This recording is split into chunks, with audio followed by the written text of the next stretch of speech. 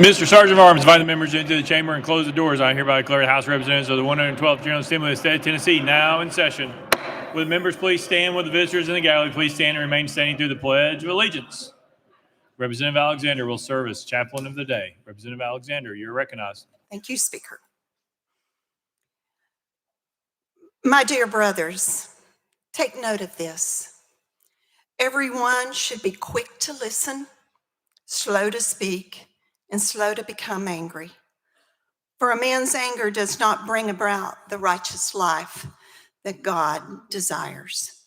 Therefore, get rid of all moral filth and the evil that is so prevalent, and humbly accept the word planted in you, which can save you. Do not merely listen to the word and so deceive yourselves, but do what it says. Anyone who listens to the word but does not do what it says is like a man who looks at his face in the mirror and after looking at himself goes away and immediately forgets what he looks like. But the man who looks intently into the perfect law that gives freedom and continues to do this, not forgetting what he has heard, but doing it, he will be blessed in what he does. If anyone considers himself religious and yet does not keep a tight rein on his tongue, he deceives himself, and his religion is worthless. Pray with me. Dear God, we come before you today humbly, because we are in these seats on this House floor because you desired us to be here.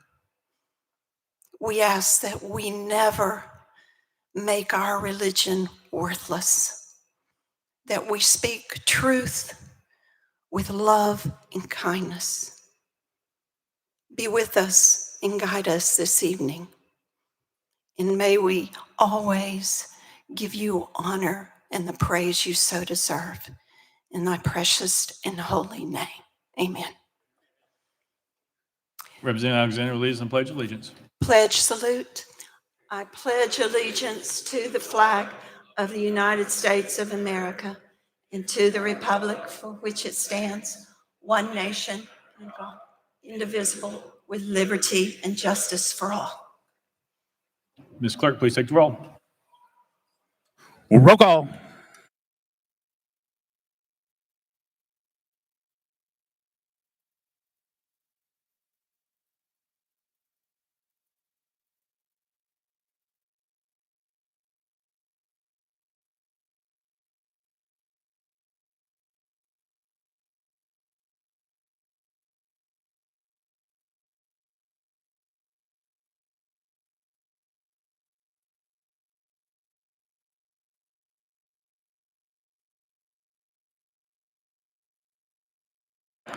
Ms. Clerk, please take the roll. Mr. Speaker, 95 members present. Let the journal reflect Representatives Powers and Sparks are excused. Next order, Mr. Clerk. Welcome and honoring. Chairman Vaughn, you're recognized. Thank you, Mr. Speaker. Ladies and gentlemen, y'all know occasionally, just rarely on this House floor, we may not see eye to eye. But sometimes we act as a single unified body to solve problems when we find out about them. Last spring in April, we did such a thing when we enacted the major Trevor Joseph bill to allow those who have given their lives in service to our country to have flexibility with regards to their burial. I hope you'll help me welcome the Joseph family to the House floor this evening. Mr. Speaker, I request that the Sergeant at Arms escort our guests into the chamber. Ms. Sergeant at Arms, escort the guests to the well, please.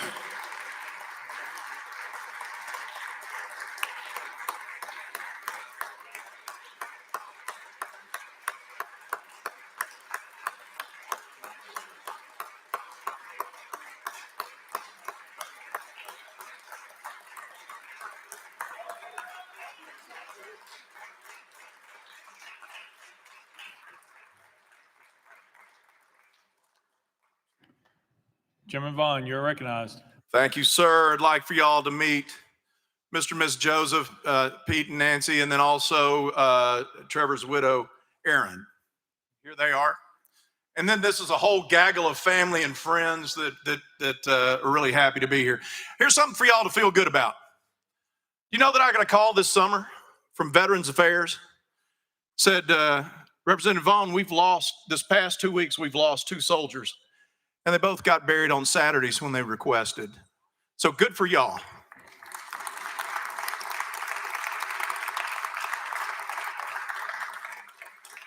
But anyway, I wanted y'all to meet these great folks. And that's right, they do hail from the District of Champions. But anyway, where's Pete? Would you like to say anything? It's not required, but please feel free. The microphone is yours. This house is yours tonight. I'm just speaking for Aaron, Nancy, Peter, our son, and our whole family. We can't tell you how much we appreciate this. Yes, we went through a difficult time on when we were going to be able to bury Trevor. The beautiful news is we had a beautiful day. So everything for us turned out just perfect, just the way the Lord would have wanted it. But then to know that it's changed now, and then there's been 2 people that their families have been able to go through the process in a much easier way. We can't thank you enough for that, and appreciate everything that you all do. We love living in the free state of Tennessee, and we're honored to be here with you today. Thank you.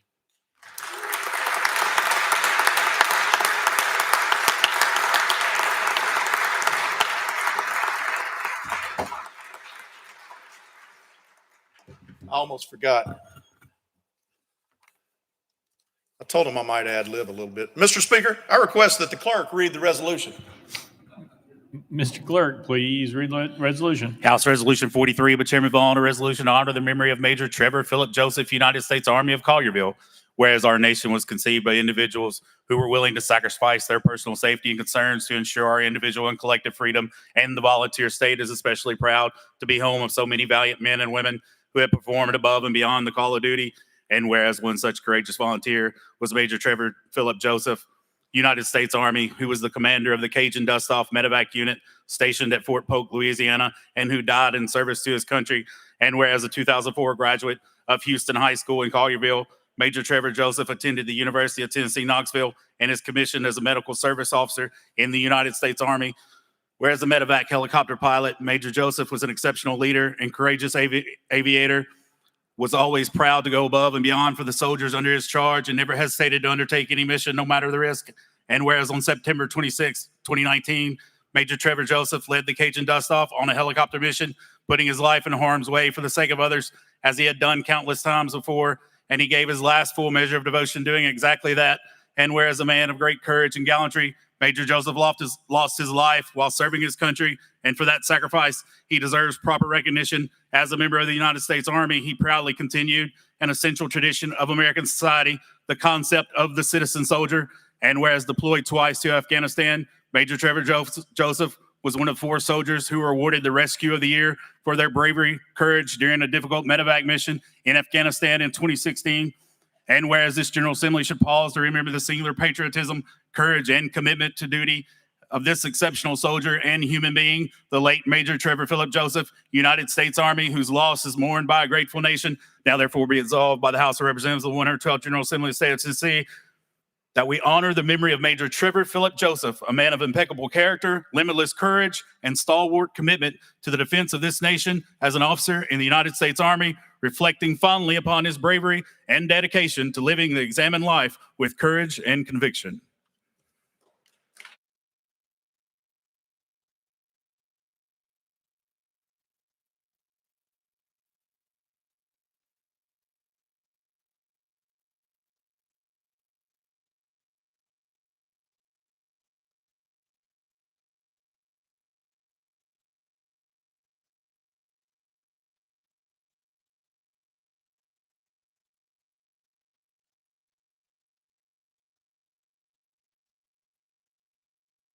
Chairman Vaughn.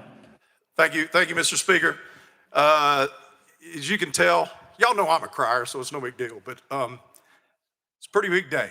But anyway, thank you for your attention, and anybody who wants to love on these folks as they leave, please feel free to do so. Thank you.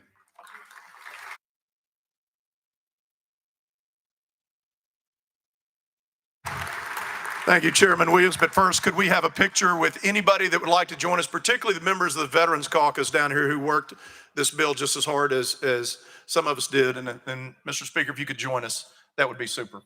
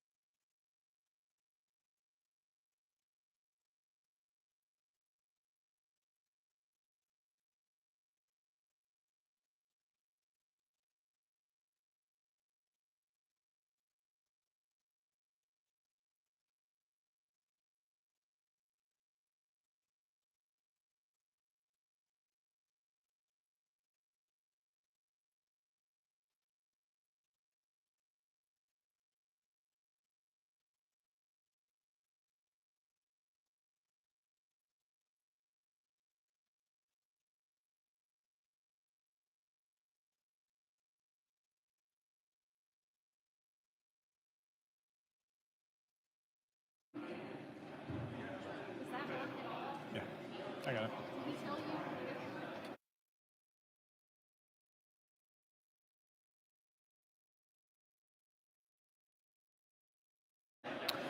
Welcome and honor and anyone seeking recognition. Representative Whitson. Thank you, Mr. Speaker. Members, I'd like for you to welcome two residents from Williamson County. We have Kara Furman. Kara's a junior at Ravenwood High School. She's down here visiting tonight at her first visit to our state capitol, and she's accompanied by her dad, Charlie Furman. Welcome.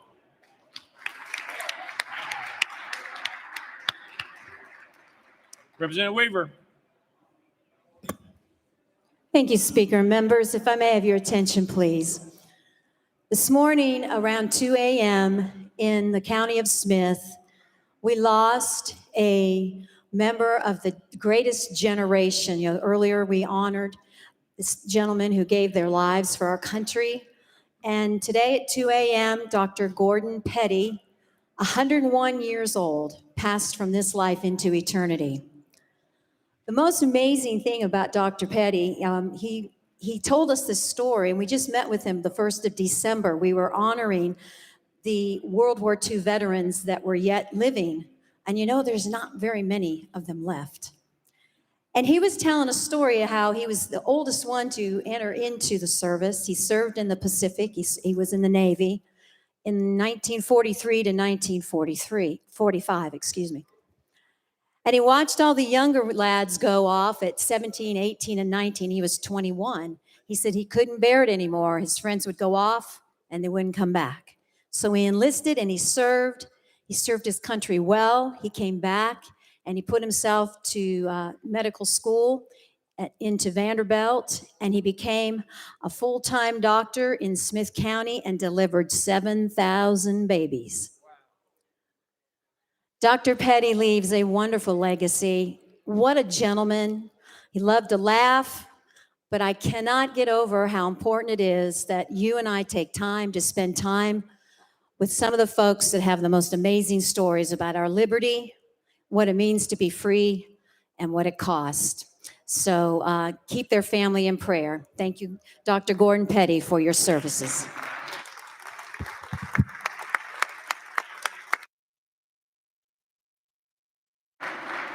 Representative Kumar. Thank you, Mr. Speaker. Members, we are fortunate that in each of our communities, we have people that we call the pillars of the community. In Robertson County, we were fortunate to have Mr. Don Eden.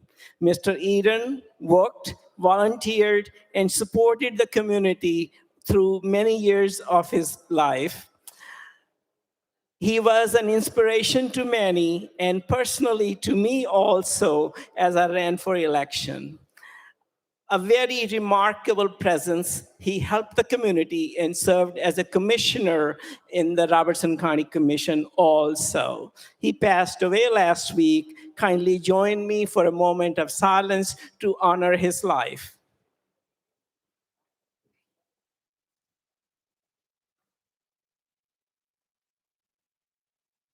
Amen, and thank you, members. Representative Williams. Thank you, Mr. Speaker. With your indulgence, I have two groups to recognize, one of which you and I share a district in Putnam County. And this weekend, their fair board was announced as the champion of champions among the Association of Fairs, the Putnam County Fair. So the Speaker and I want to congratulate them on this great achievement. John Allen and their chairman have worked very hard with the fair, even through COVID, and worked diligently to do that. We want to congratulate them.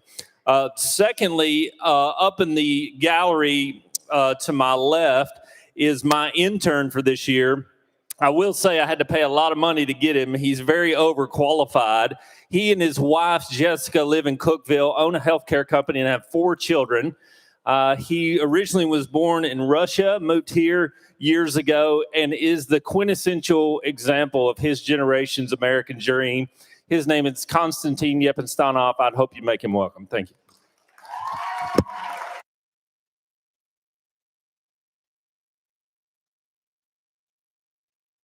Representative Sexton of Granger. Thank you, Mr. Speaker. Members, I'd just like to let you know, as Terry Lynn had mentioned about the passing of a great soldier, that we also, in my district of New Tazewell, we lost a state trooper. He's a 20-year veteran, and he was also the captain of the critical response team, and he's left a wife and about 5 children. So he passed away suddenly, and I want to say to you, thank you for standing in his behalf, and it's important to the family as we grieve together. These great state troopers that we have that patrol the highways to keep you and I safe. I'm very grateful for the work that they do. And if you would, I'd like for us to bow our heads in a moment of silence. Thank you. Representative Beck. Thank you, Mr. Speaker. I'd like for everyone to welcome my intern, Alicia Sequiti, is in the gallery. She is a budding senior at Merle High School in constituent of Johnny Garrett's.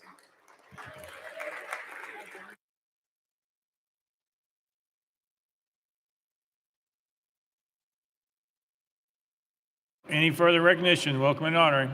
Leader Lambert, you're recognized. Thank you, Mr. Speaker. That all resolutions properly filed be introduced pursuant to Rule number 17 and placed on the consent calendar or referred to the appropriate standing committee. Without objection, so ordered. Next order, Ms. Clark. Senate Joint Resolutions congratulatory and memorializing. Leader Lambert, you're recognized. Thank you, Mr. Speaker. That all Senate joint resolutions congratulatory and memorializing in line with the desk be placed on the consent calendar pursuant to Rule number 17. Without objection, so ordered. Next order, Mr. Clerk. Resolutions lying over. Leader Lambert, you're recognized.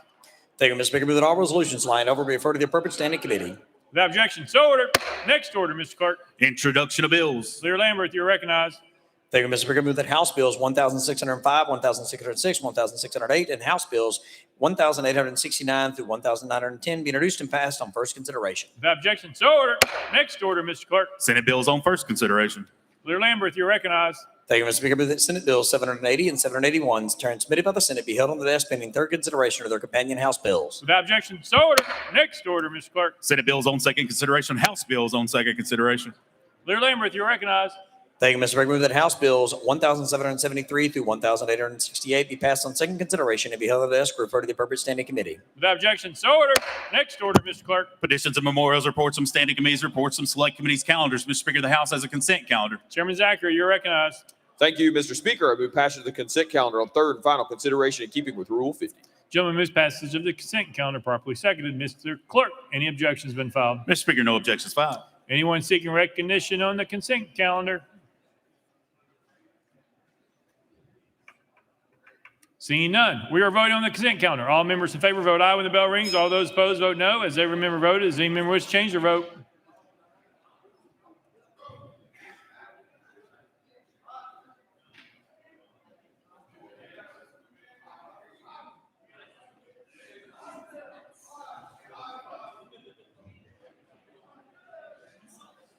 Ms. Clark, please take the vote. Ayes 96, no nays, one present, unvoted. Having received the constitutional majority, I declare consent calendar passed without objection. The motion to reconsider is tabled.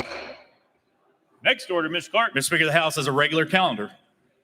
Call up the first bill, Mr. Clark. House Bill 1034 by Speaker Pro Tem Marsh relative to congressional districts.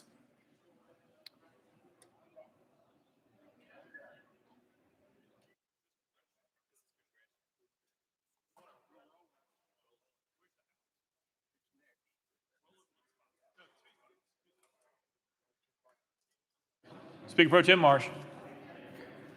Mr. Speaker, I'd like to roll 2 spots. Without objection, roll 2 spots. Next bill, Mr. Clerk.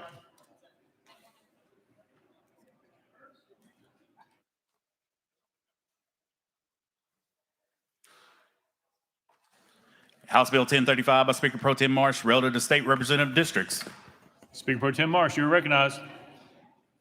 Thank you, Mr. Speaker. I move passage of HB 1035 on third and final consideration.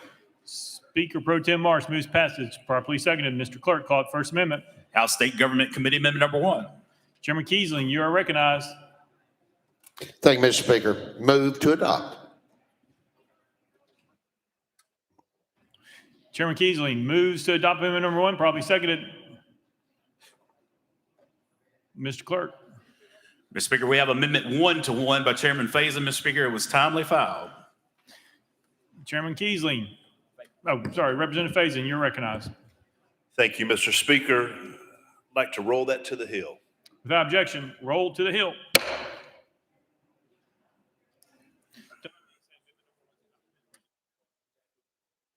I got you. Representative Faison, you're recognized. Oh, Mr. Clerk. Amendment 2-1 by Chairman Faison. Mr. Speaker, it was timely filed. Representative Faison, you're recognized. Thank you, Mr. Speaker. Mr. Speaker, I move adoption of Amendment 2 to Amendment 1. Representative Faison moves adoption of amendment number 2-1, properly seconded. Any discussion on the amendment? Leader Camper. Thank you, Mr. Speaker. Mr. Sponsor of the amendment, could you explain the amendment, please?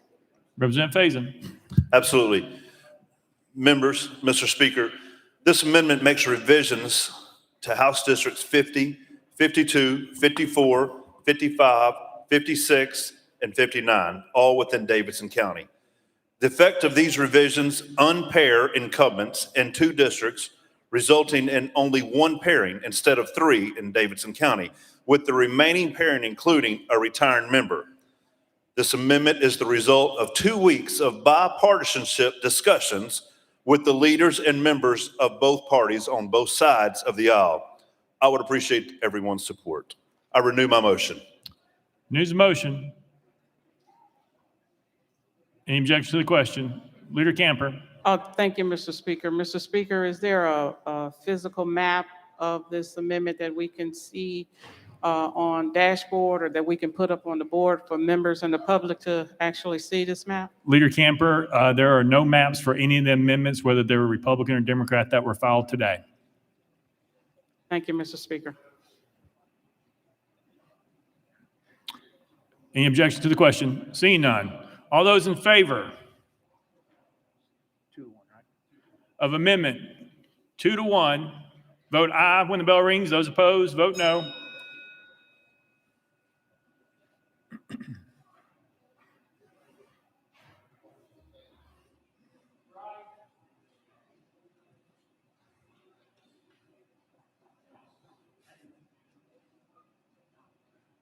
Mr. Clerk, take the vote.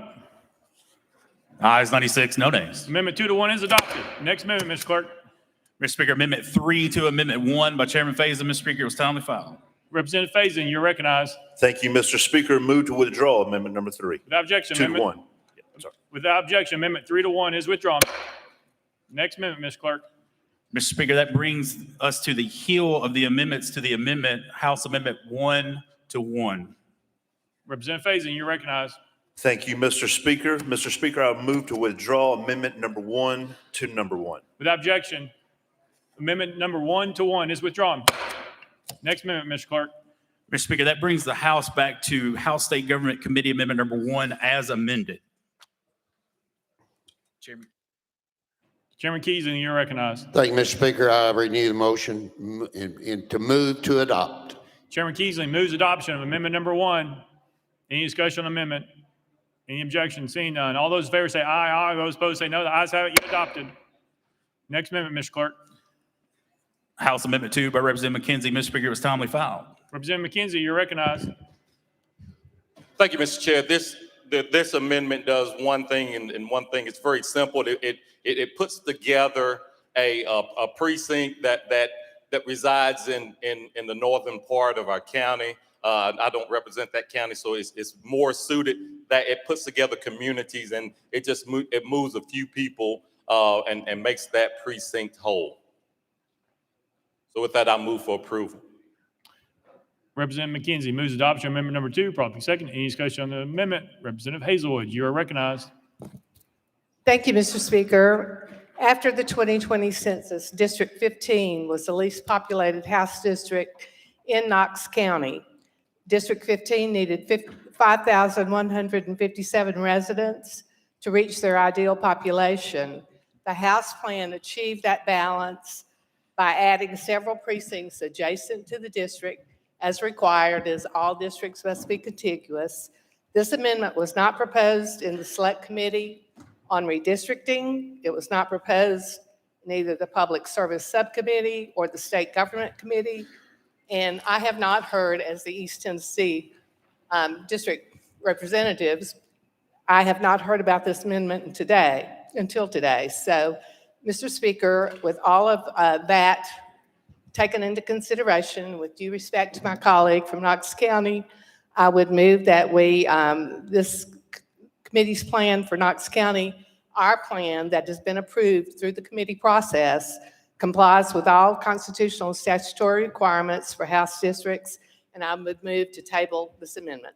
Proper motion, properly seconded. The parliamentary situation is Representative Hazelwood has moved amendment number 2. Oh, sorry, Representative Mckenzie has moved amendment number 2. Representative Hazelwood have made the motion to table. That cuts off all debate except for that of the sponsor. Representative Mckenzie, you're recognized. Thank you, Mr. Speaker. This part of this precinct, if I lose those numbers, or this district, if we lose this number, we are still well within the error bar, so to speak. We will be whole as a district, and it's very simple. When I've talked about it, it's been talked about tremendously in terms of the impact that this simple change that moving a few, dare I say, 100 people back into their one precinct and putting that to the north part of our county. So with that, I move to, I'll renew my motion. Very good. Parliamentary situations. Representative Mckenzie has moved amendment number 2. Representative Hazelwood has made the motion to table. We are voting on the tabling motion. All those in favor vote aye when the bell rings. Those opposed vote no. Has every member voted? Does any member wish to change their vote?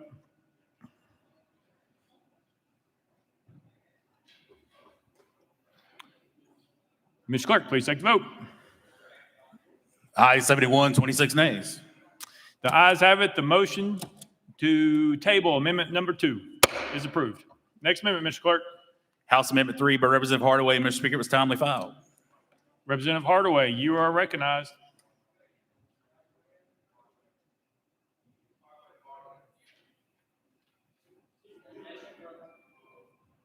Representative Hardaway, Chairman Dixie's desk. Thank you, Speaker.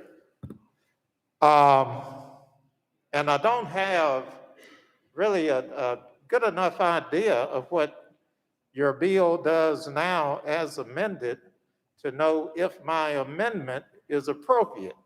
I don't have the demographics. I don't have the data as far as the population of Black and white, et cetera. So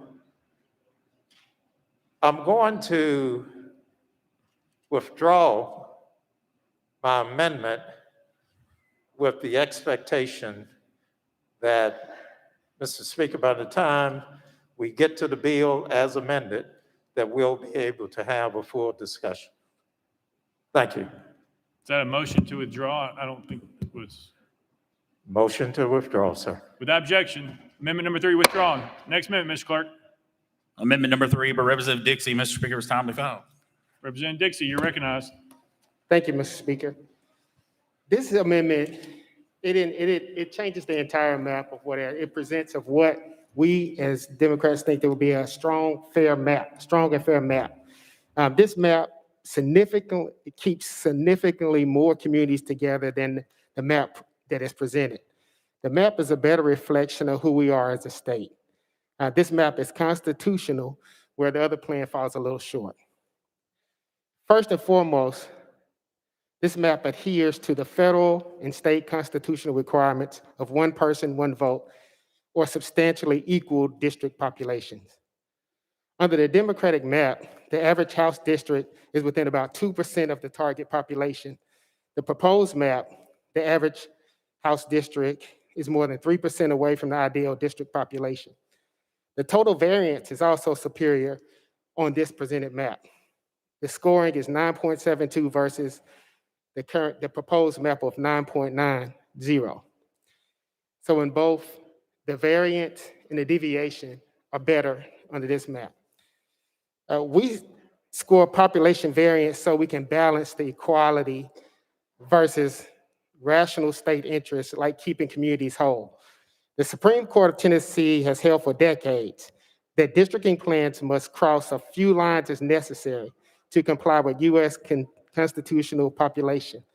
At 23 splits, this Democratic map makes the fewest county division since one person, one vote ruling in Baker versus Carr. At 30 splits, the Republican drawn lines divide counties excessively compared to the Democratic alternatives presented to the legislature with no rational justification. The Tennessee Constitution, Article 2, Section 4, also directs the General Assembly to use geography and political subdivisions such as cities, towns as factors for drawing districts. The Republican drawn lines also divide cities excessively and unnecessarily compete with complete disregard for political subdivision. For instance, the GOP map splits every city and town in Rutherford County. But with this, we have to keep in mind for minority representation. The Democratic plan attempts to ensure that Tennessee minority groups have equal access to government. There are 23 districts included in this proposal, where voters who belong to a minority group can influence the outcome of an election. 13 of which are majority minority districts, 10 are opportunity districts or influence districts. Our primary concern with the Republican plan is that it dilutes the voting power of minority groups across the state. Republican lines divide groups of minority voters unnecessarily, which continually diminishes the voting power and influence. We want to make sure that our maps are fair. They do not show signs of packing, which places many minority voters into a few districts and weaken their influence in the overall map. So in conclusion, Tennessee deserves fair maps and equal districts that keep communities whole and reflect who we are as a state. Equal means every person's vote holds equal weight and that every vote should have potential to affect the outcome of an election. Equal means the number of Democratic-leaning and Republican-leaning districts should match the actual political preferences of voters in the state. The majority's map, we feel, is unconstitutional, and these district lines will deny the will of the voters. We should let the voters pick their representation and not elected leaders pick who they want to vote. So let's follow the US and Tennessee constitutions by keeping the communities whole together and passing a map that reflects who we actually are as a state. Thank you, Mr. Speaker, and I renew my motion. Representative Dixie moves adoption of amendment number 4. Properly second. Any discussion on the amendment? Representative Vaughn, you're recognized. Thank you, Mr. Speaker. And while I appreciate the spirit in which that amendment was offered, I must take exception to some assertions contained within it. This plan was presented to the Select Committee on Redistricting, but it was not recommended. The evaluation of this plan notes that it appears to violate Article 2, Section 5 of the Constitution of the State of Tennessee. Also, to let everyone know, in addition, this plan pairs more incumbents than the plan proposed by the Select Committee and which we just amended today. This amendment was not proposed in the State Government Committee. Mr. Speaker, the Select Committee's plan complies with all constitutional and statutory requirements for state house districts, and that's why I must move amendment number 4 to the table. Proper motion, probably second. Parliamentary situation is Representative Dixie has moved amendment number 4. Representative Vaughn has made a motion to move that to the table. That cuts off all debate except for that of the sponsor. Representative Dixie, you're recognized. Thank you, Mr. Speaker. I would like to respond to that. I think that in the state government committee, that I don't think the amendment that we just moved to number 1 was proposed in that committee as well. So I don't think that's a mitigating factor in this. I think that as we look at these maps, we have to make sure that they're transparent and they represent the will of the people of Tennessee. We have an opportunity to get this right. We have an opportunity to represent the state of Tennessee how it should be represented. We want to make people understand that we work together on this, which this has not been a fairly transparent process. We want it to be. We want the people of Tennessee to understand that we really do work together. That it's not a us versus them. It's all of us together in this. And I think this map presents that opportunity for us to send that message to this state.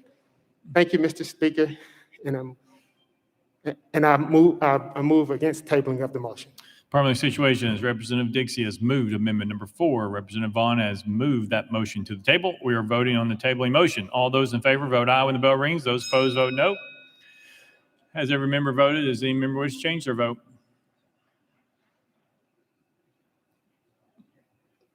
Mr. Clerk, please take the vote. Aye, 71, 26 nays. The ayes have it. The motion to adopt amendment number 4 is tabled. Next amendment, Mr. Clerk. House Amendment 5 by Representative Dixie. Mr. Speaker, was timely filed. Representative Dixie, you're recognized. I'd just like to repeat what I just said. Well, no, I'm joking, but thank you, Mr. Speaker. But this is an amendment that basically, it puts Davidson County back in the proper position of where it was before this particular motion, the amendment number 1 that was adopted. This makes sure that the deviation and the population has grown in Davidson County, so there's no particular justification for splitting up Davidson County as has been proposed. So I would like to ask everyone to not table this motion and we vote as it is, because the way that this particular amendment is drafted, it represents the will of the people of Davidson County. It does not disenfranchise a community. A block vote that disenfranchises them and puts them into a different voting precinct that truly diminishes the power of their vote. For over 30, maybe 50 years, this particular voting bloc has voted together. Now this proposed map, the GOP map, will dilute that vote and put them in a particular district that has nothing similar, no particular interest of together. So I ask that we move adoption of this amendment. Representative Dixie moves adoption of amendment number 5, probably second. Any discussion on the amendment? Representative Vaughn, you are recognized.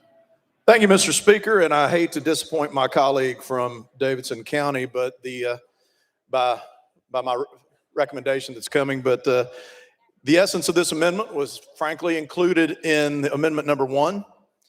As drafted, this would conflict with amendment number 1 that we just approved, and so therefore, Mr. Speaker, I move amendment number 5 to the table. Proper motion, probably second. Parliamentary Situations. Representative Dixie has moved adoption of amendment number 5. Representative Vaughn has moved that motion to the table. That cuts off all debate except for that sponsor. Representative Dixie, you're recognized. Thank you, Mr. Speaker.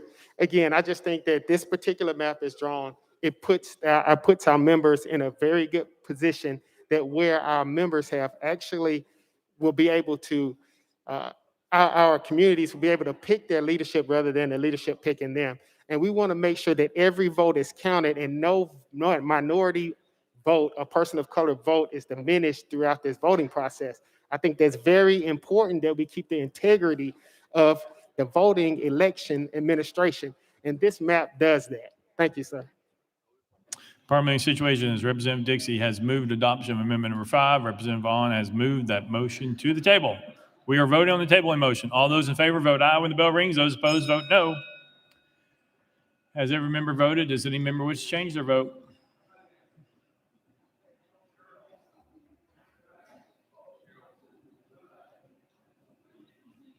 Mr. Clerk, please take the vote. Aye, 71, 26 nays. The ayes have it. The motion to adopt amendment number 5 is tabled. Next amendment, Mr. Clerk. Mr. Speaker, no further amendments. Speaker Pro Tem Marsh, you're recognized. Thank you, Mr. Speaker. House Bill 1035, as amended, is the State House of Representatives redistricting plan. I would like to thank the bipartisan Select Committee on Redistricting, and especially Chairman Curtis Johnson and Attorney Doug Himes for their leadership and advice in this plan. We have spent many meetings this fall, and I feel like we have, and winter, and I feel like we have a great plan for our state house. The 2020 census provided a dynamic framework for redistricting the Tennessee House of Representatives. Tennessee's population grew 8.9%, about 600,000 people from 2010 to 2020. This growth across Tennessee was vastly uneven across the state. Davidson County alone grew 89,000 people. The 7 surrounding counties around Davidson grew 378,000 people, almost 500,000 people in and around Davidson County. 17 counties grew by more than 10%. These counties are located mostly in Middle Tennessee. 30 counties actually lost population compared to 8 in 2010. These counties are primarily located in rural East Tennessee, rural West Tennessee, and the Upper Cumberland Plateau. As a result of these demographic changes, 3 districts shifted toward Middle Tennessee, which is reflected in the House plan. The plan complies with all state and federal constitutional and statutory requirements and the House redistricting guidelines. The plan is composed of single-member districts. Each district is contiguous. Each district is constituted using 2020 census data and geography. The plan complies with the Voting Rights Act. The plan complies with judicially interpreted state constitutional requirements concerning county splitting.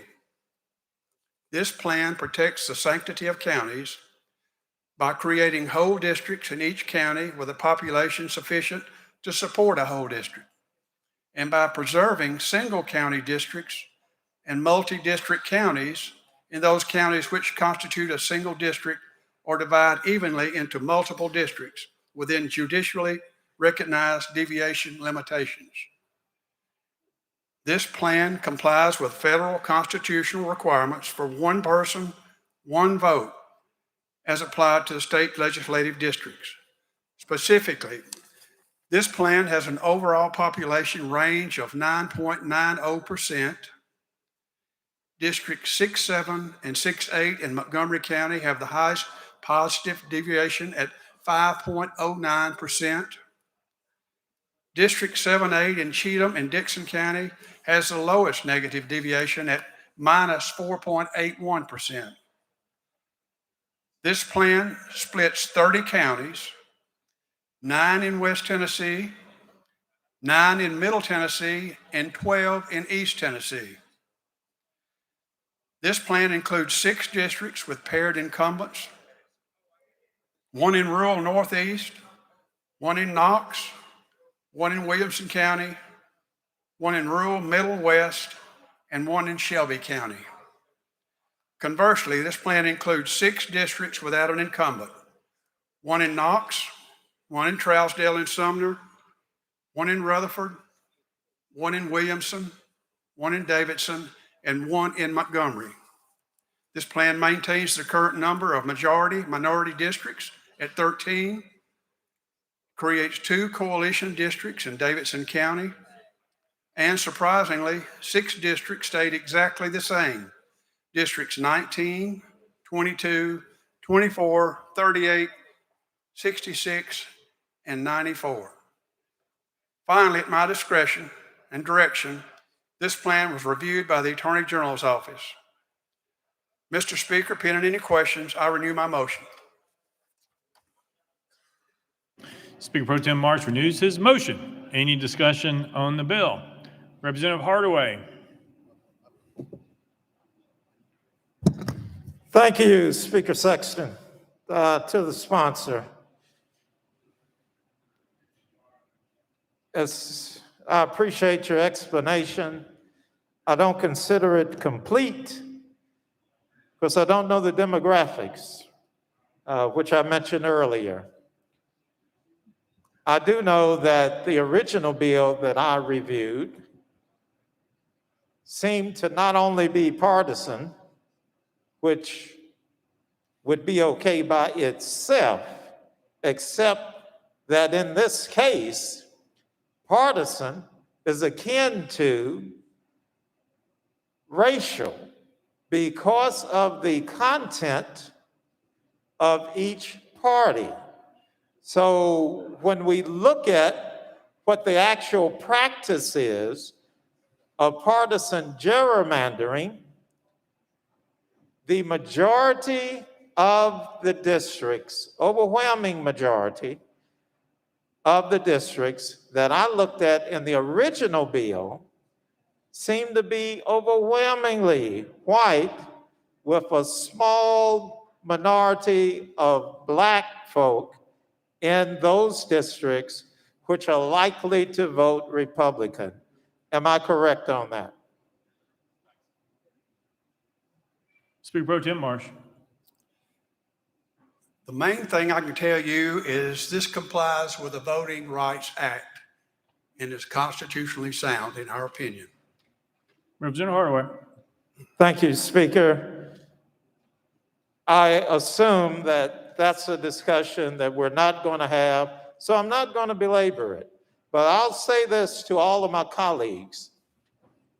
If we're going to be fair to the people of the great state of Tennessee, then we need to honor that one man, one vote, honor the Constitution of the state, and honor the Voting Rights Act of 1965. I don't think that we've done either of those.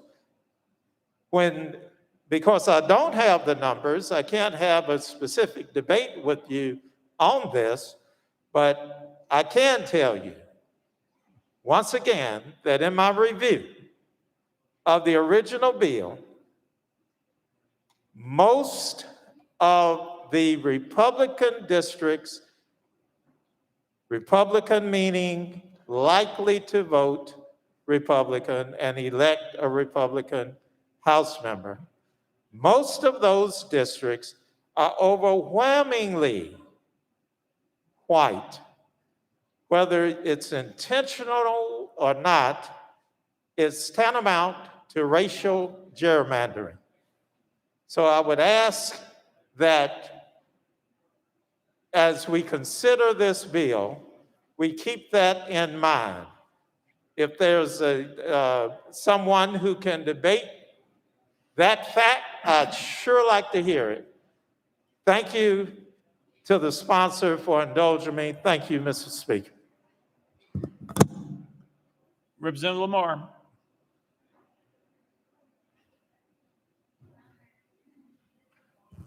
Mrs. Speaker, could you roll me after the next commenter? Thank you. Not sure that's a proper motion, but Representative Dixie. I just had a quick question for the sponsor. Was any political partisan consideration given when drawing these maps? Speaker Pro Tem Marsh. Not to my knowledge. Representative Dixie. Thank you, Mr. Sponsor. Representative Lamar.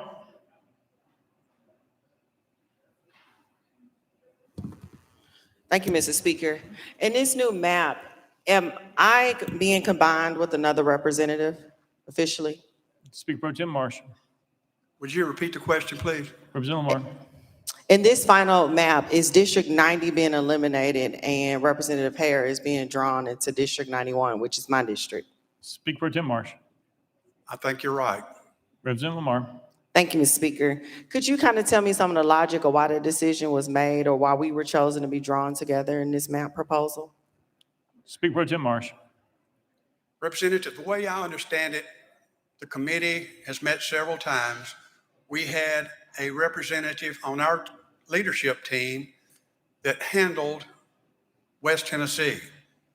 And I think that person and our attorney, Mr. Himes, talked with every representative that we have currently. And the way I understand it, we've always gone by seniority in Shelby County in redistricting, back to far as that I've been told. And what I understand that our member of West Tennessee group talked with the leadership, seniority people in Shelby County, and this was what they recommended. Representative Lamar. Thank you, Mr. Speaker. Thank you for your answer. Is seniority just a practice or is it a rule? Speaker Pro Tem Marsh. As far as I know, it's just a practice that we try to adhere to. Representative Lamar. Thank you. I just wanted to make sure that was on the record, that it isn't a rule that we have to go by that way, but that was the way to choose. Just because I think that it sends a strong message when you combine the two youngest representatives into one district, really diluting a successful, very diverse pool of leadership. But thank you for answering my questions. That's what I wanted to know.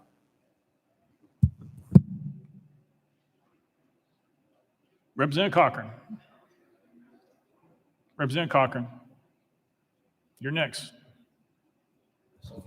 Mr. Speaker, I'd like to call a question. Previous question's been called. Any objection? I only see, all right.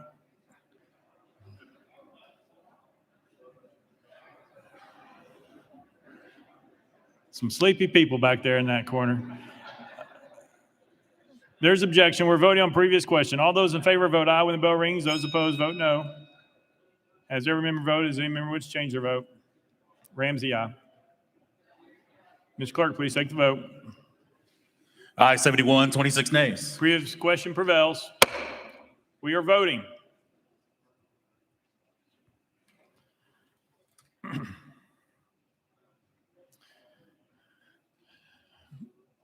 All those in favor of House Bill 1035 as amended, vote aye when the bell rings. Those opposed, vote no. Has every member voted? Does any member wish to change their vote?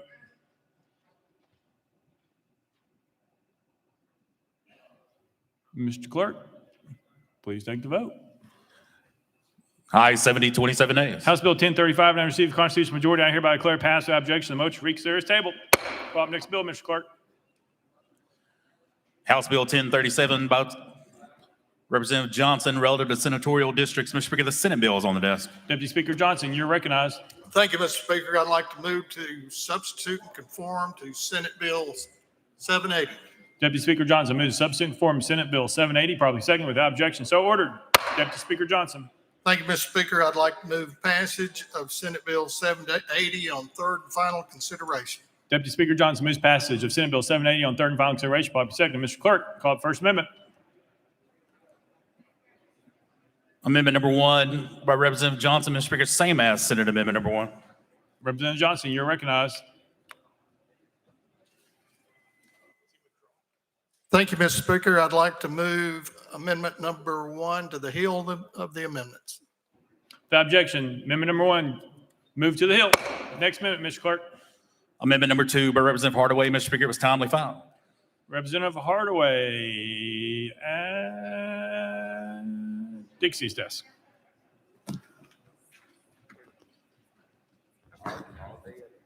Thank you, Speaker. Well, I find myself pretty much in the same position that I don't have enough information with the amendment that's been put on. First time I've seen the amendment. I don't have the demographics of the amendment. I don't know what that district looks like without a map. So, Mr. Speaker, once again, I'm going to be respectful of the time for my colleagues, and I'll speak on the bill. Move to withdraw the amendment. Without objection, amendment number 2 withdrawn. Next amendment, Mr. Clerk. House Amendment number 3 by Representative Dixie. Mr. Speaker, it was timely filed. Representative Dixie, you're recognized. Thank you, Mr. Speaker. In a quick summation is, this amendment for Tennessee's 33 state Senate district keeps communities together and preserves the voting power of minority communities better than the map approved by the full Senate. This is a fair map with equal districts, and it obeys every requirement in our state and federal constitution. Tennessee's constitution says, in a country having more than one senatorial district, the district shall be numbered consecutively. The map approved by the Senate ignores this constitutional requirement in Davidson County, where the districts are numbered starting at 17 and then jumping to 19, 20, and 21. This amendment respects that constitutional requirement by numbering districts 18, 19, 20, and 21. Under this proposal, 87 counties are kept whole. The GOP map currently divides more than one county, and it does so without achieving better population equality. As the Tennessee Constitution calls for, the lines use geography and political subdivisions such as cities, towns, as much as possible whatever. The map approved by the Senate divides dozens of cities, big and small, without regard for the Constitution's direction. This map achieves substantial population equality across all 33 districts and exceeds the expectations that have been outlined by the Supreme Court of Tennessee. Under this map, the average Senate district is within 1.4% of the ideal population. On the GOP map, the average variance is 2.3 away from the ideal. This is a fair map that keeps communities together and respects the will of the voters. The constitutional proposal reduces county splits, achieves population equality, and preserves the ability for minority voters to elect their preferred candidates. Whether you live in a rural community, a suburb, or right downtown, this proposal represents an opportunity to better align communities across the state with neighbors who share many of the same policies and concerns. Thank you, Mr. Speaker, and I move for adoption. Representative Dixie moves adoption of amendment number 3. Proper motion, properly seconded. Any discussion? Representative Johnson, you're recognized. Thank you, Mr. Speaker. Members, it's been a long-standing tradition that the House of Representatives develops the House plan and the Senate develops the Senate plan. If the Senate plan is to be amended, it should be amended in the Senate. With that said, I'd like to move amendment number 3 to the table. Proper motion, probably second. Parliamentary situation is that Representative Dixie has moved adoption of amendment number 3. Representative Johnson has moved that motion to the table. That cuts off all debate except for that of sponsor. Representative Dixie, you're recognized. Thank you, Mr. Speaker, and thank you, Mr. Sponsor, for that response. Well, I would like to also make the statement and bring to attention that it was voted along partisan lines, and that the other party, the Democratic Party, did not feel that this was a fair map. And they feel this is the will of the voter that will not diminish their voters, and it preserves the voters' rights for their districts. So I ask to renew my motion. I'm sorry, to vote against the table. Very good. No, you're good. Parliamentary situations, Representative Dixie has moved adoption of amendment number 3. Representative Johnson has moved that motion to the table. We are voting on the tabling motion. All those in favor vote aye when the bell rings. All those opposed vote no. Has every member voted? Does any member wish to change their vote? Crawford, aye. Lamberth, aye. Mr. Clerk, please take the vote. Aye, 71, 26 nays. The ayes have it. The motion to adopt amendment number 3 is tabled. Next amendment, Mr. Clerk. Mr. Speaker, that brings the body back to the heel of the amendments. House Amendment number 1. Representative Johnson, you're recognized. Thank you, Mr. Speaker. Senate Bill 780 is the Senate Redistricting Plan. This plan is the work product of the Senate Ad Hoc Committee on Redistricting.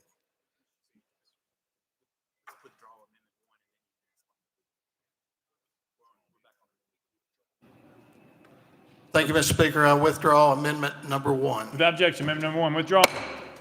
Representative Johnson, you are recognized. Thank you, Mr. Speaker. Senate Bill 780 is the Senate Redistricting Plan. This plan is a work product of the Senate Ad Hoc Committee on Redistricting. This plan meets the state and federal constitutional and statutory requirements for the Senate state districts. This plan has an overall population range of 6.17%. District 22 in Montgomery County has the highest positive deviation at plus 3.19%. District 29 through 33 in Shelby, Tipton, and Lauderdale counties have the lowest negative deviation at a negative 2.98%. There are 9 split counties: Shelby, Davidson, Knox, Hamilton, Bradley, Montgomery, Rutherford, Sevier, and Williamson. This plan maintains 4 majority-minority districts, 3 located in Shelby County and 1 located in Davidson County.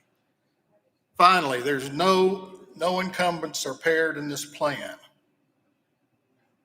Mr. Speaker, pending any questions, I renew my motion. Representative Johnson renews his motion. Any discussion on the bill? Proper motion, proper second. Representative Hardaway. Thank you, Speaker Sexton. To the bill sponsor, was there any consideration given to, you say we have 4 majority-minority districts? Is that correct? Deputy Speaker Johnson. Deputy Speaker Johnson. That's correct. Representative Hardaway. Was there any consideration given to a 5th majority-minority district using the counties, the rural counties in West Tennessee? Deputy Speaker Johnson. Anchored in... Deputy Speaker Johnson. Thank you, Mr. Speaker. To my colleague from Shelby, it's been a long-standing tradition that the House of Representatives develops our plan and the Senate develops their plan. This is a plan that the Senate developed. Representative Hardaway. Thank you, Speaker Sexton. I think that's my cue that my colleague is not going to respond if I ask about the demographics, whether it was a consideration for the minority population in terms of in these rural areas outside of Shelby, the Fayette, Haywood, Tipton, Lauderdale areas, whether there was consideration to create a, in this case, a fifth majority minority district. And if my colleague doesn't have that information, I'll respect that and relinquish my time. Thank you. Any further discussion? Representative Mckenzie.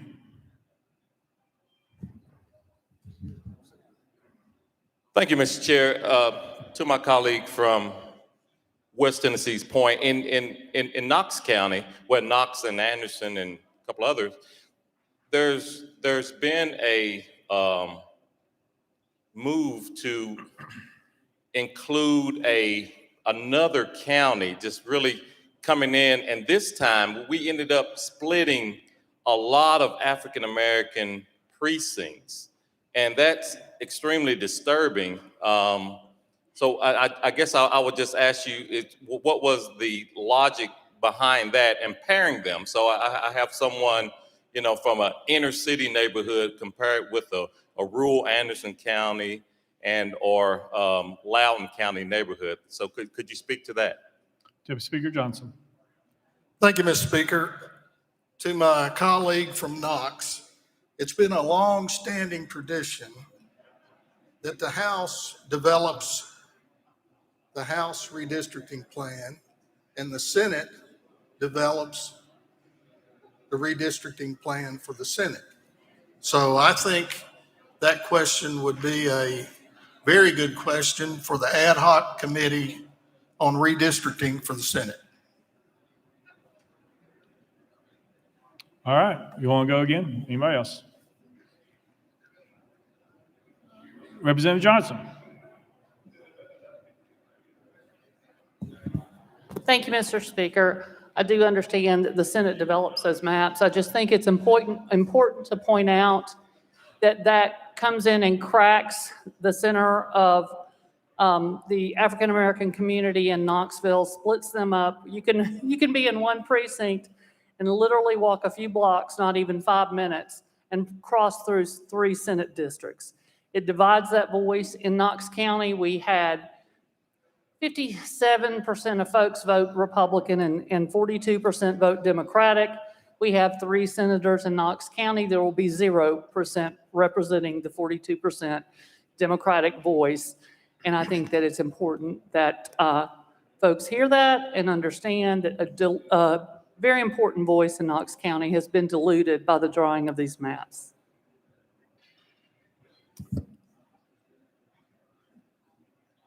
Seeing no one else, any objection to the question? Seeing none, all those in favor of Senate Bill 780 as amended, vote aye when the bell rings. Those opposed, vote no.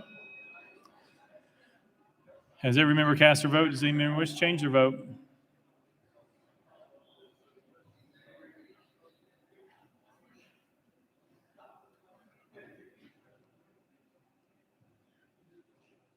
Mr. Clerk, please take the vote.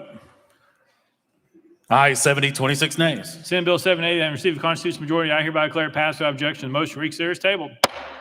Call the next bill, Mr. Clerk. Mr. Speaker, that brings the House back to item 1, House Bill 1034 by Speaker Pro Tem Marsh relative to congressional districts. Mr. Speaker, the Senate bill is on the desk. Speaker Pro Tem Marsh, you're recognized. Thank you, Mr. Speaker. I move to substitute and conform to Senate Bill 781. Speaker Pro Tem Marsh moves to substitute and conform to Senate Bill 781, probably second without objection. So ordered. Speaker Pro Tem Marsh. Thank you, Mr. Speaker.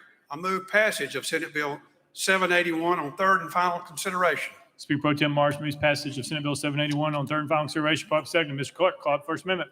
House State Government Committee Amendment number 1. Mr. Speaker, same as Senate Amendment number 1. Chairman Kiesling, you're recognized. Thank you, Mr. Speaker. At this time, I'm requesting amendment number 1 to be moved to the Hill. Without objection, roll to the Hill. Next amendment, Mr. Clerk. House Amendment 2 by Representative Hardaway. Mr. Speaker, it was timely filed. Representative Hardaway, you are recognized.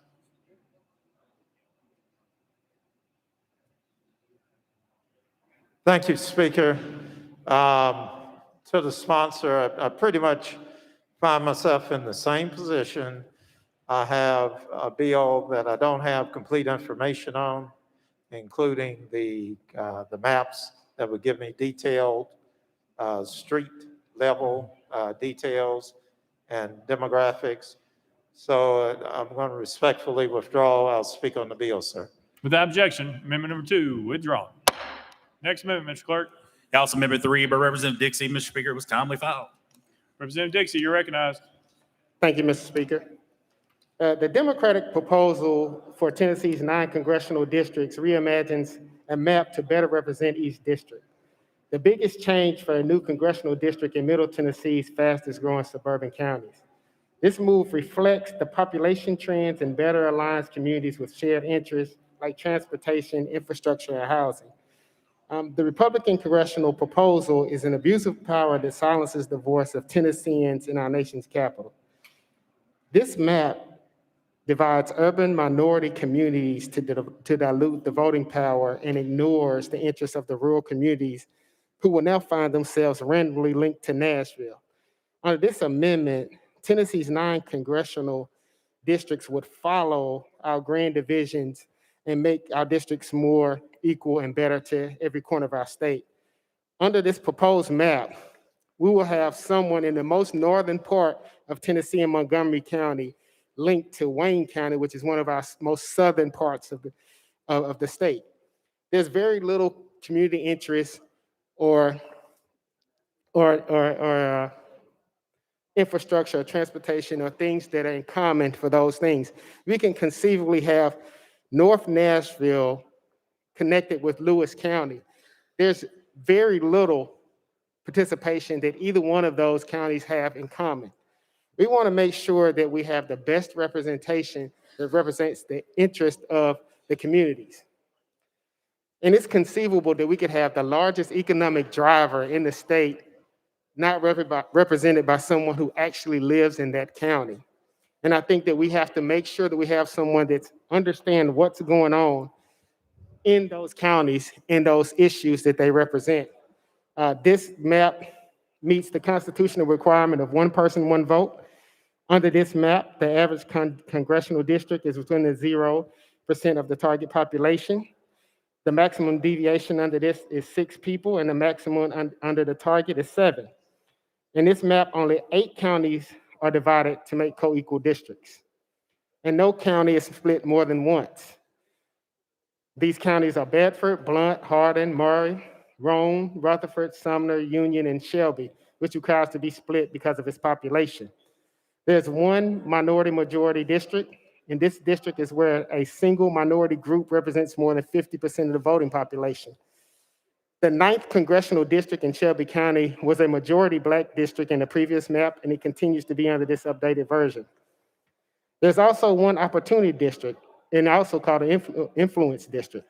An opportunity district is a district where non-white voters or a coalition of minority groups represent less than 50% of the voting population, but not more than 35%.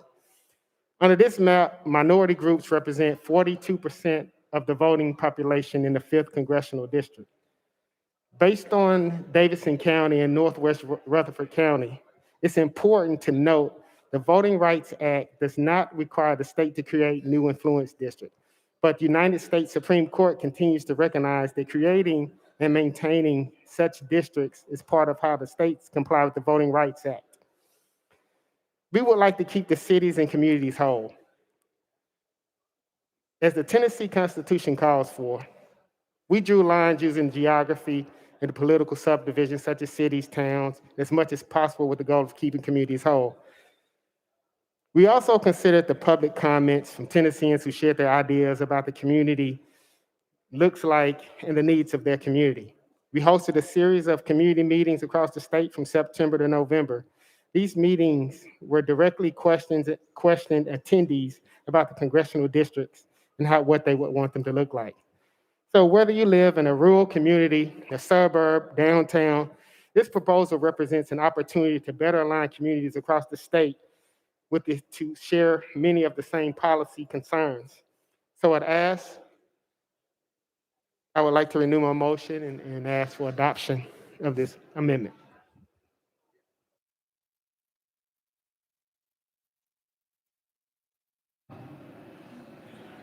That's a Representative Dixie has moved adoption of amendment number 3. That's proper motion, properly seconded. Any discussion? Speaker Pro Tem Marsh, you're recognized. Oh, sorry, Representative Vaughn, you are recognized. Well, thank you, Mr. Speaker.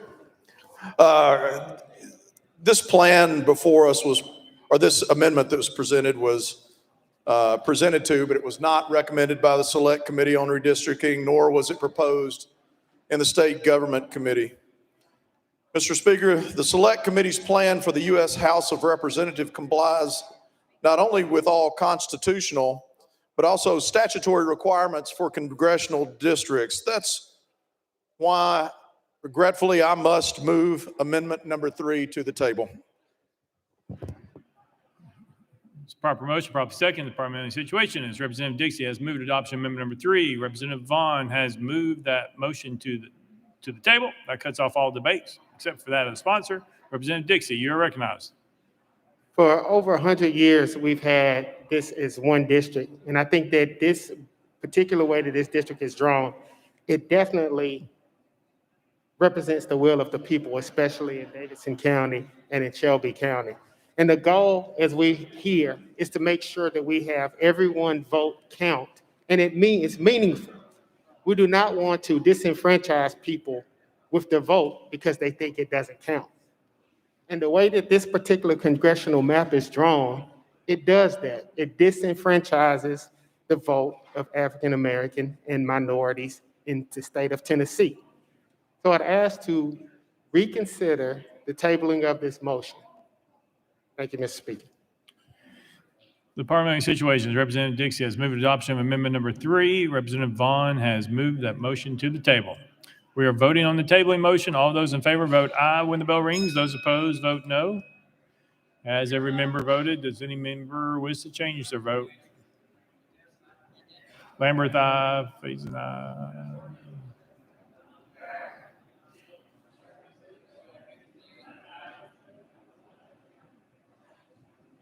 Mr. Clerk, please take the vote. Ayes 70, 26 nays. The ayes have it. The motion to adopt amendment number 3 is tabled. Next minute, Mr. Clerk. Mr. Speaker, that brings the House back to the heel of the amendments. House State Government Committee Amendment number 1, same as Senate Amendment number 1. Chairman Kiesling, you are recognized. Thank you, Mr. Speaker. Amendment number 1 is the same as the Senate amendment. We move to withdraw. Without objection, amendment number 1 withdrawn. Next minute, Mr. Clerk. Mr. Speaker, no further amendments. Speaker Pro Tem Marsh, you're recognized. Thank you, Mr. Speaker. Senate Bill 781 is the Congressional Redistricting Plan. I again want to thank the committee chairman, Mr. Johnson, committee attorney, Mr. Hines, and all the committee, bipartisan committee, on their hard work. This plan complies with all state and federal constitutional and statutory requirements. This plan creates 9 districts, including 1 majority-minority district. Each district is equal in population, with 767,871 people, with the exception of the 4th district, which has 1 more person. In this plan, 10 counties are split: Shelby, Tipton, Benton, Davidson, Williamson, Wilson, Warren, Scott, Campbell, and Jefferson. No incumbents are paired. And finally, each district is contiguous. Mr. Speaker, pending any questions, I renew my motion. Speaker Pro Tem Marsh renews his motion. Any discussion on the bill? Representative Love, you're recognized. Thank you, Mr. Speaker. Members, one of the cornerstones of our democracy is the issue of who gets to govern. We talk about groups and individuals have interests that they would like their proposed representatives to adhere to. They want them to support their agendas. And we all campaign and have platforms that oftentimes are geared toward what those particular interests are of our constituents. African-American population in Davidson County for many years has been able to collectively have their interests heard by one congressional member. They've been able to collectively be able to influence to a degree what the platform of that particular candidate may be running for office. They collectively have been able to a degree, sway someone to adhere to and adopt their particular issues. And my concern really is that as we split up Davidson County, that the impact and influence of African-American voters may be diminished, that when you have 8%, 11%, 15%, that it will to some degree diminish the influence that this particular group of voters will be able to have. And so I just want to raise that concern as we talk about the congressional districts being drawn, that as they have their own political behavior, the issues that they raise to ensure that they will indeed be heard. Thank you.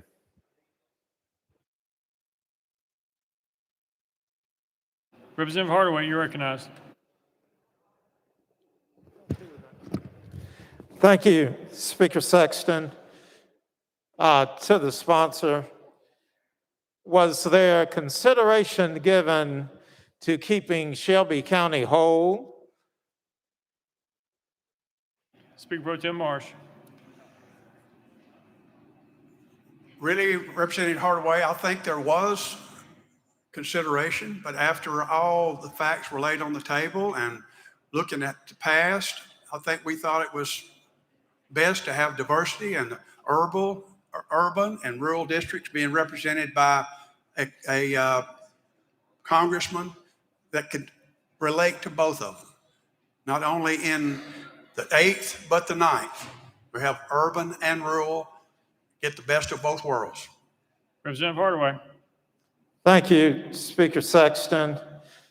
So all of the districts in Tennessee combine urban and rural? Speaker Pro Tem Marsh. No, sir, not all, just the major cities. Speaker Pro Tem Marsh. No, sir, not all, none of them were. Representative Hardaway. Thank you. So that's a special favor that was done for Memphis, Shelby County, Davidson, and Nashville. Speaker Pro Tem Marsh. Representative Hardaway, we have Bristol, Kingsport in the northeast. We have Chattanooga in the southeast. We have a lot of big cities in Tennessee, and I know your favorite is Shelby, and I understand, but there are others in the state. Representative Hardaway. Thank you. The problem that I have, our population in Memphis, Shelby County is special. We have considerations that other parts of the state don't have to deal with. We count on our congressional representative to look after us. The way that district, if I'm correct, and once again, I have to kind of guess that the original that I studied is what we're talking about. But if I'm correct, then we've got a chance that because of the dilution of the black vote by adding Tipton, that we could have a majority county and city represented by a rural area that, with all due respect to my neighbors, don't have much in common with Memphis, Shelby County, except they're in West Tennessee. And I don't know how you consider that to be proper. So I'll ask for a response on that. Speaker Pro Tem Marsh. Representative Hardaway, the 9th district is a minority district. It is too large by population to have just one congressman. It just made sense that it worked out this way with me. I think it's good for both rural and urban. I think Shelby County would be well represented with 2 congressional members in Washington. And I think Tipton County would be the same way. They'll have 2 congressmen representing them in Washington, D.C. Representative Hardaway. Thank you. I'll have to respectfully disagree with you on that. The criteria that's recognized for creating those districts involves not only identifying the voting age population, but also the tendency of that population to vote. Their statistical analysis of how those individuals vote. Is that correct? Speaker Pro Tem Marsh. There are several different criteria looked at, not just that one. I'm sure that one's looked at, along with many, many others. Representative Hardaway. Thank you. I would suggest that Tipton County probably doesn't identify with the voting patterns of Shelby County. And Shelby County probably doesn't identify with the voting patterns of Tipton County. And the only thing that we're getting out of this new redistricting of the 9th Congressional District is a dilution of the Black vote. So I thank you for your time. Thank you, Mr. Speaker. Representative Dixie. Passes. Representative Mitchell. Yeah, thank you, Mr. Speaker. Mr. Sponsor, are there any other counties in the state other than Davidson that is split 3 times? Speaker Pro Tem Marsh. Representative Mitchell, they're not in this plan, but there have been in the past. And I think in some of the Democratic plan, we have one candidate was split 4 ways. Representative Mitchell. Oh, sorry. And Shelby in the past has been split 3 different ways. Representative Mitchell. Thank you, Mr. Speaker. But we're talking about this plan you're sponsoring today. So let's go back to a question that was asked to you earlier. So you've split Davidson County 3 different ways. My next question to you was, any political considerations made in drawing this map? Speaker Pro Tem Marsh. No. Representative Mitchell.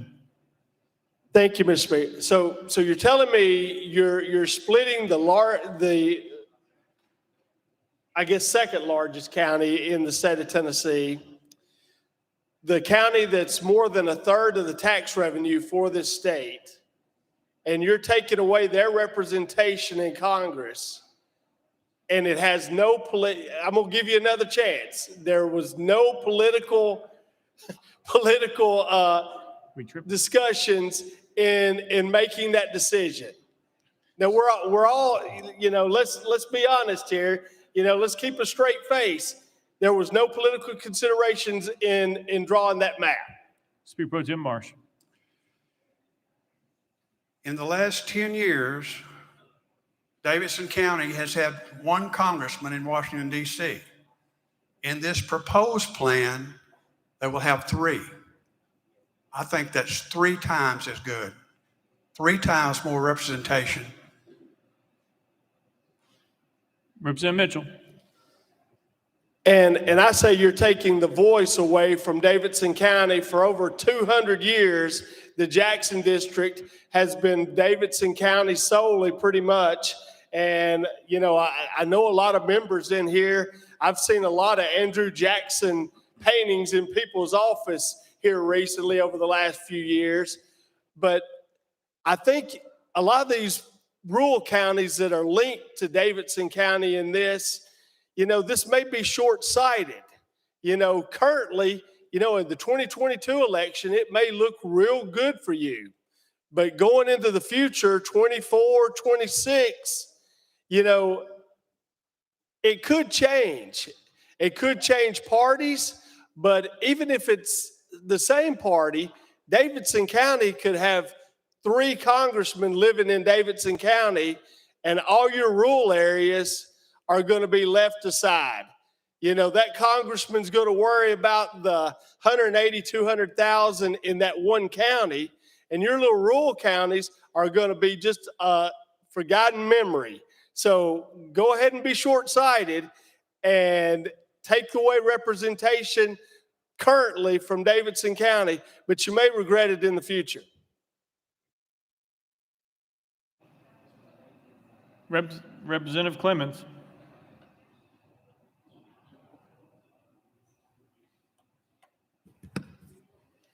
Thank you, Mr. Speaker. Sponsor, first of all, I disagree with some of what's being done here tonight. I appreciate both your work on this, and I appreciate Mr. Himes' work on this. Like I said, I disagree with some of it, and I certainly take issue with these congressional maps, but I do recognize the amount of work that went into it, and this is a very, I thank goodness we only do this once every 10 years, right? I see Doug shake his head. But with the congressional districts, what I heard in the committee, and I've heard here tonight, is there was an argument made it was necessary to split up Davidson County because of the population growth in the county. Did I hear that correctly? Speaker Pro Tem Marsh. What happened when we were working on this, and what we've said, the population in East Tennessee shrunk, the population in West Tennessee shrunk. It moved it all into the Davidsons and surrounding counties, almost 500,000 people moving in. We did the districts in the east and the west, got them situated since they couldn't go further east, they couldn't go further west. It all came into Middle Tennessee. After we put it all together, the last district to put together was the 5th. They got the rest of the counties. And they came up with an equal number of 767,871 people. Representative Clemens. Thank you, Mr. Speaker. Given that Davidson County is so populous, would it not have made sense to just draw it into its own district, take in what is necessary from surrounding counties, and then build out from there, and then keep Shelby County potentially whole? That seems like it would have made more sense, and it is the exact same rationale you're using, but in reverse, and would have maintained a community of common interest, and that commonality that is supposed to be the ultimate goal when we draw congressional maps. Speaker Pro Tem Marsh. All I can tell you is this complies with the Voting Rights Act. It is equal in the amount of citizens that each district has. There's a lot of work gone into it, of working the east and the west districts first, because they couldn't move out. They couldn't move east. They couldn't move north. They had to come to the middle, and the middle was where the puzzle all came together. Representative Clemens. Thank you, Mr. Speaker, and thank you, sponsor. I guess when you talk about the population increase and that being the need to split up the county, our state capital county, into 3 parts, you know, we saw here, we passed plans tonight that added new House seats to certain counties because of population growth, but those counties are kept intact in their congressional districts, but they had more population growth than Davidson County to the extent they necessitated another House seat. So I'm having trouble recognizing the rationale that just because the population of a region is the reason to split a single county 3 ways when it did not grow by the same percentage as other counties that necessitated additional state House seats. So I have a sincere concern about that, and I haven't heard the logic behind that in drawing this district. Now, I referenced this earlier. Communities of common interest are the goal, or supposed to be the goal. Several state constitutions speak to this. Several court cases speak to this. Socioeconomic similarities, the integrity of communities shall be respected. And this is an important principle because without this, and one of my colleagues alluded to it earlier, those who may not have the best interest in mind will define the community for them. And them is the voters. And that is a concern. We have a 7th Congressional District being voted on here tonight that includes downtown Nashville, and it includes Decatur County, Hickman County, Houston County, Humphreys County, Perry County, Stewart, Wayne. I don't think many of those communities want to be defined by downtown Nashville. That's just my take on the situation. And that, as alluded to earlier, is possible. And that's why keeping communities of common interest together are so important. You don't want to define those other communities for them. They define themselves and they deserve the representation. This isn't necessarily just about Nashville. This is about respecting Perry County. This is about respecting Hickman County. Congressional District 6, this is about respecting DeKalb, Fentress, Jackson, Clay, you name it. That's the concern. I know everybody, you want to cut up Nashville. I understand. I disagree with it. I understand what's going on here. But let's not forget these rural counties that are struggling economically in many different ways that deserve the full attention and representation of their own congressman, when they shouldn't have to be worrying about pleasing downtown Nashville or North Nashville or West Nashville or South Nashville. They should be worrying about Perry County. They should be worrying about Clay County and rural counties. That's why communities of common interest are so important. I would ask you, please reconsider this in the interest of rural Tennessee. Thank you. Representative Powell.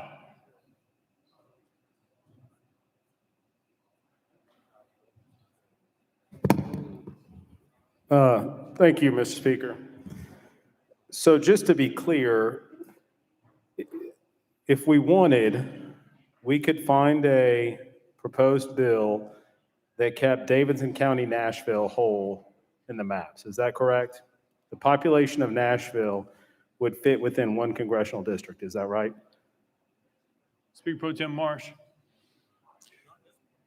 Not in our proposed plan, it doesn't. I guess it could.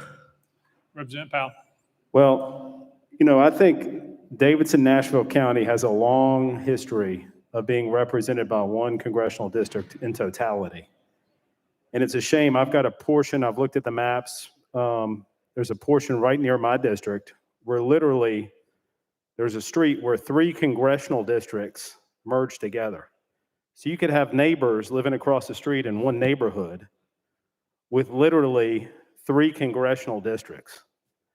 And I think that does a disservice to the residents of Nashville to divide us up, to dilute political power, and make it so that communities aren't whole.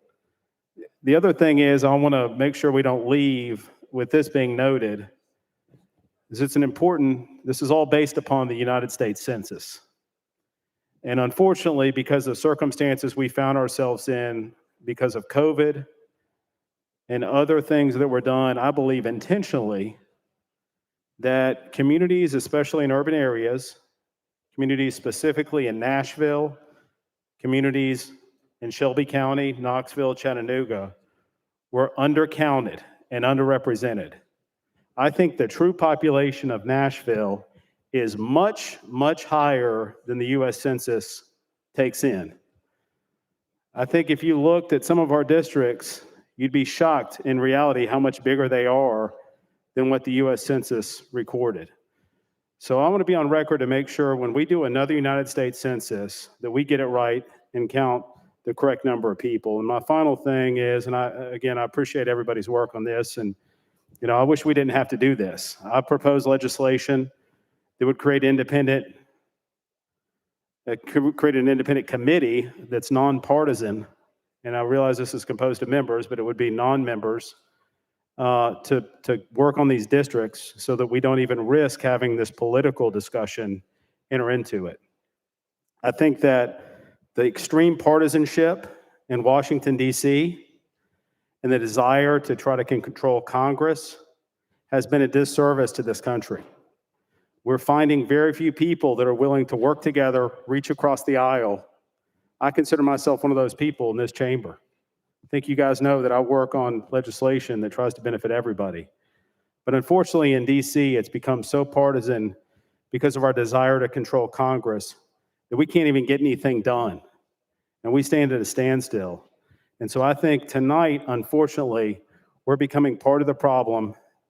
It's not just a problem for the United States, but now it's become a problem for Tennessee with these partisan maps that is going to dilute power of Nashville. Thank you, Mr. Speaker. Speaker Pro Tem Marsh, you have anything? I'm good. No, sir. Representative Williams. Thank you, Mr. Speaker. I move previous question. Previous question been called. See no objection. All those in favor of Senate Bill 781 as amended, vote aye when the bell rings. Those opposed, vote no. As every member voted, does any member wish to change their vote? Ramsey, aye.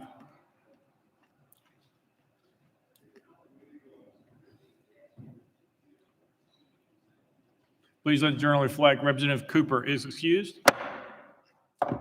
Take the vote, Mr. Clerk. Ayes 70, 26 nays. Senate Bill 781 having received constitutional majority, I hereby declare passed without objection. The motion reconsider is tabled. Call up next bill, Mr. Clerk. Mr. Speaker, that completes the regular calendar. Next order, Mr. Clerk. Unfinished business. Unfinished business. Representative Howe, you're recognized. Thank you, Mr. Speaker. I move to withdraw House Bill 1733 from the committee and the House. You've heard the motion. Any objections? Without objection, so ordered. Representative Weaver, you're recognized. Thank you, Mr. Speaker. I move to withdraw House Bill 1539 from the committee and the House. You've heard the motion. Any objections? Without objection, so ordered. Representative Shaw, unfinished business. Thank you, Mr. Speaker. I move to withdraw House Bill, got to find it here. Give me just a moment. 381, I believe, the 1380, I'm sorry, 1380 from the committee and the House. Okay, 1 second. We might need another bill number. I don't think that was your bill. Okay.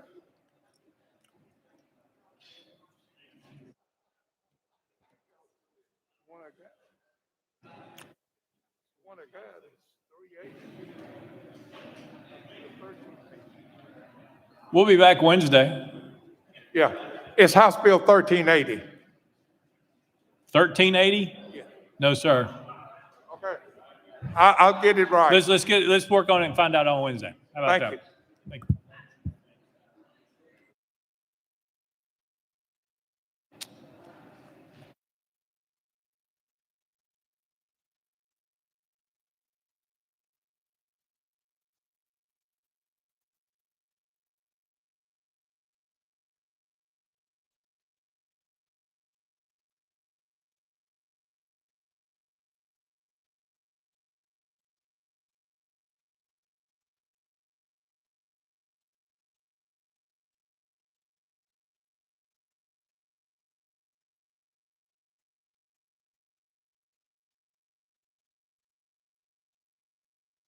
Representative Shaw.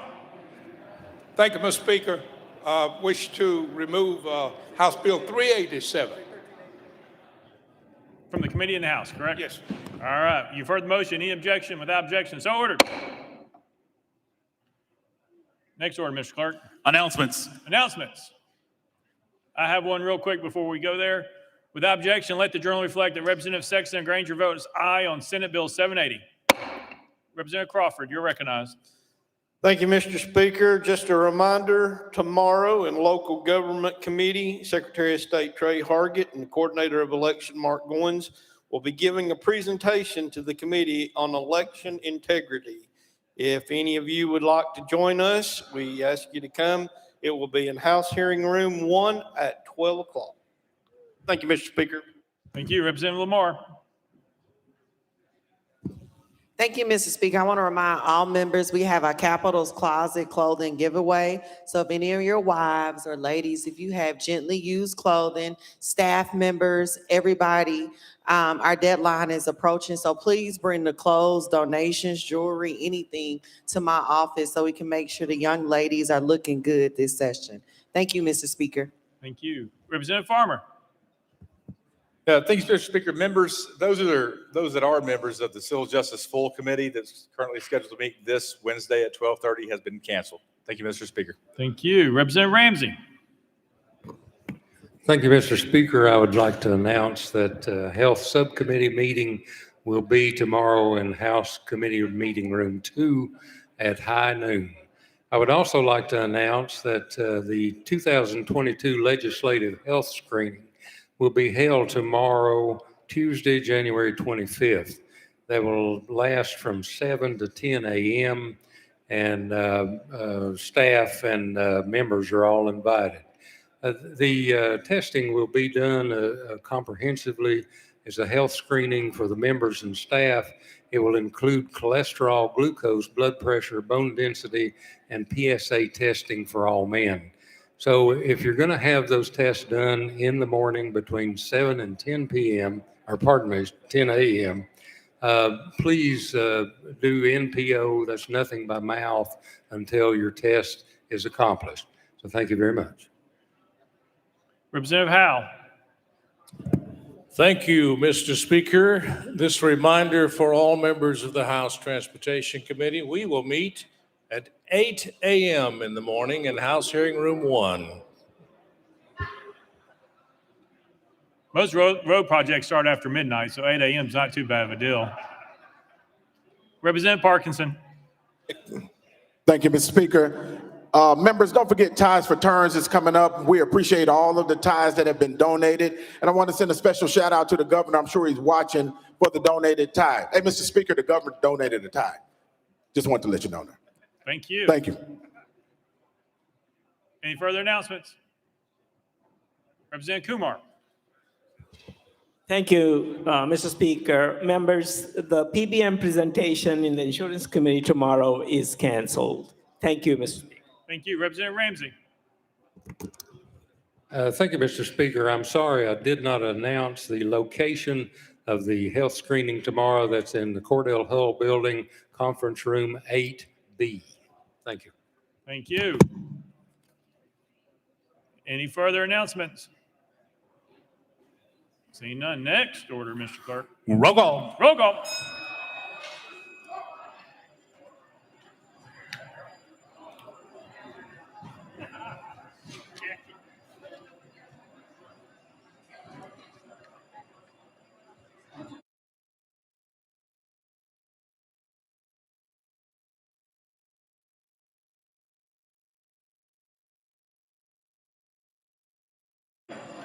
Mr. Clerk, please take the roll. Mr. Speaker, 95 members present. Next order, Mr. Clerk. Mr. Speaker, that completes the regular order. Leader Gant, you are recognized. Thank you, Mr. Speaker. I move that the House stand in recess until 9 a.m. on Wednesday, January 26, 2022. Without objection, the House stands in recess till 9 a.m. on Wednesday, January 26, 2022.